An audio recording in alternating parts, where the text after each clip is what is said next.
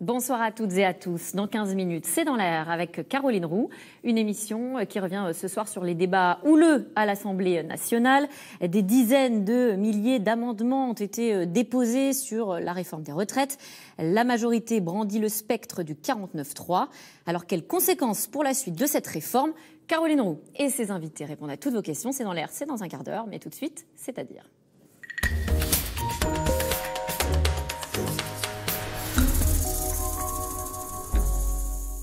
Le salon de l'agriculture ouvre ses portes au grand public demain. Ça se tient à porte de Versailles à Paris. Un rendez-vous qui se tient dans un contexte particulier. Le mal-être exprimé par beaucoup d'agriculteurs français sur fond de révolution du modèle agricole.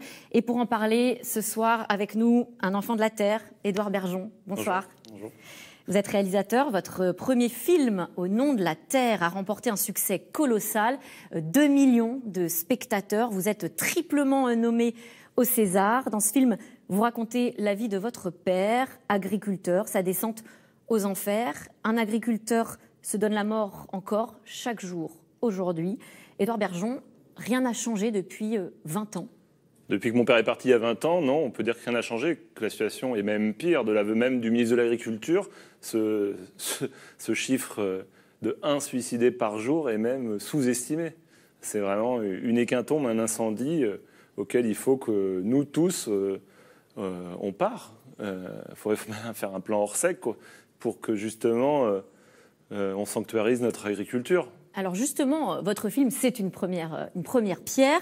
Il a fait l'effet d'un électrochoc. Il a été diffusé dans les milieux de pouvoir, ce qui n'était pas gagné au départ. Vous avez été projeté à l'Élysée, à l'Assemblée nationale, au Sénat et même au Parlement européen. Et vous avez même inspiré un élu qui va en faire une loi. Ouais. Henri Cabanel, qui est un vigneron aussi. On a quand même quelques élus en France, aussi bien les députés que les sénateurs, qui sont de la terre, qui sont agriculteurs eux-mêmes. Et là, un sénateur, Henri Cabanel, qui, tellement touché par le film, s'est reconnu et a décidé de porter un projet de loi pour alerter les instances juridiques, administratives, bancaires, quand il y a un manquement au paiement, des difficultés financières, pour que justement il y ait une prise en charge, alerter la MSA, la Mutualité Sociale Agricole, pour qu'on puisse venir en aide aux agriculteurs, parce que de l'aveu même du ministre, encore une fois, l'associatif pallie à l'institutionnel. C'est-à-dire qu'aujourd'hui, on a un institutionnel qui ne sait pas quoi faire pour endiguer le mal-être et le suicide des agriculteurs. Quand je parle d'associatif, il n'y a qu'un acteur, c'est Solidarité Paysans. C'est une association qu'on a défendu, soutenu avec Guillaume Canet, avec mon producteur, depuis le début de la sortie de ce film, et qui fait un accompagnement d'agriculteurs en difficulté. Emmanuel Macron dénonce ce matin dans la presse les stigmatisations dont sont victimes les agriculteurs. Vous qui passez beaucoup de temps avec eux, comment se traduisent ces tensions ? C'est insupportable, c'est qu'aujourd'hui, on les juge mal, en fait. On les traite de pollueurs, de ne pas respecter leurs animaux.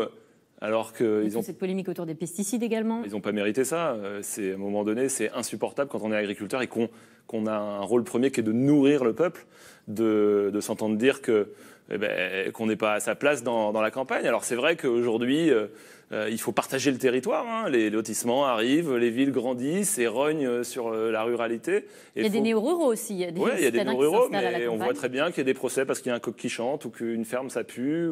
Mais il faut qu'à un moment donné, tout le monde plus de pédagogie, se parle. Et puis qu'à un moment donné, je pense qu'il faut qu'il y ait des référents de la société qui se lèvent et qui disent, qui défendent nos agriculteurs. Parce qu'un agriculteur, c'est pas que notre alimentation. C'est la gestion du territoire, c'est la gestion de l'environnement, la gestion de l'eau. Ce territoire, il est important. Un État qui perd son territoire, c'est un État qui perd sa souveraineté. Donc, le budget de la politique agricole commune, la PAC, justement, puisque vous parlez de citoyens qui se lèvent et qui vont porter haut et fort aussi la parole, la défense des agriculteurs, c'est ce que vous avez fait. Vous y étiez, il y a quelques semaines au Parlement européen, je l'ai dit, vous avez tenu un discours offensif. En voici une partie. Mon père était fier d'être agriculteur, mais on lui a cassé sa fierté. Il a perdu son identité. Est-ce que la PAC a une responsabilité ? Bien sûr. La réforme de la PAC, c'est sponsoriser une agriculture. On Qui est complice de tout ça? Les groupes coopératifs, les firmes agroalimentaires et nous tous, consommateurs, en voulant toujours manger moins cher.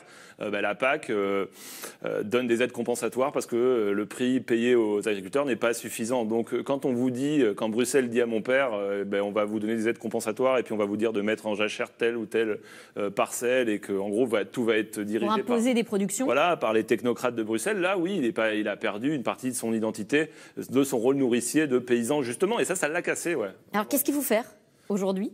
Quel type de révolution dans l'agriculture pourrait être proposé? C'est multiple parce que tout passera par l'éducation. Il faut déjà changer les enseignements, je pense, dans l'enseignement agricole, parce que...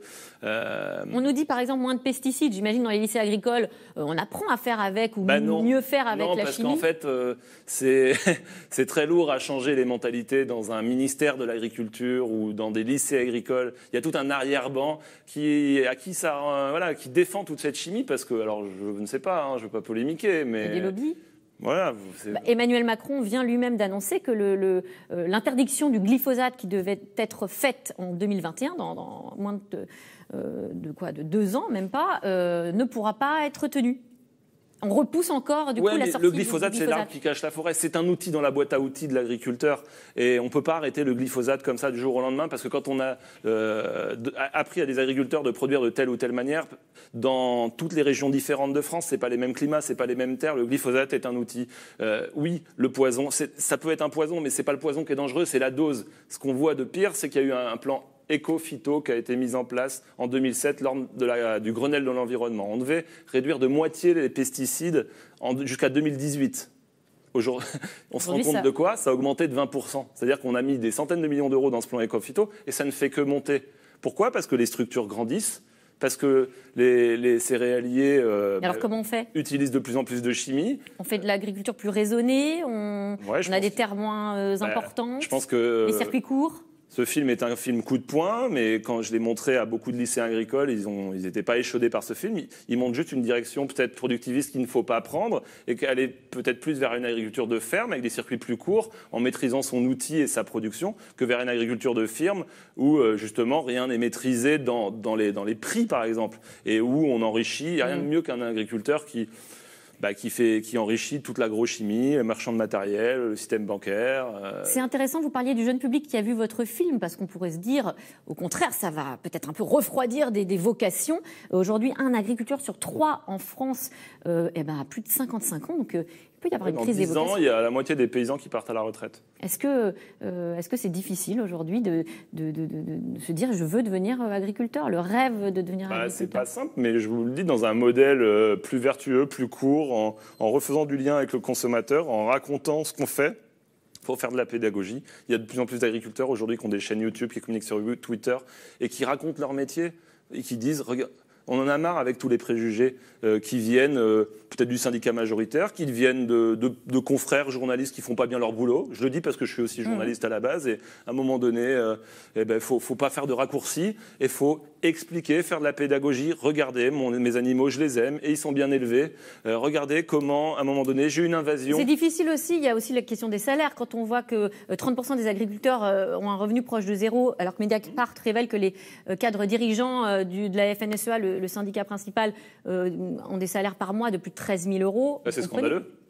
À titre d'exemple, ma mère, qui est exploitante agricole, sur une petite exploitation agricole dans la Vienne, le revenu pour elle l'année dernière était de 14 000 euros brut. Vous enlevez la MSA, les charges, ça lui fait 8 000 euros pour l'année. 14 000 euros, c'est le salaire de cette conseillère de la FNSEA, du syndicat majoritaire. Ouais.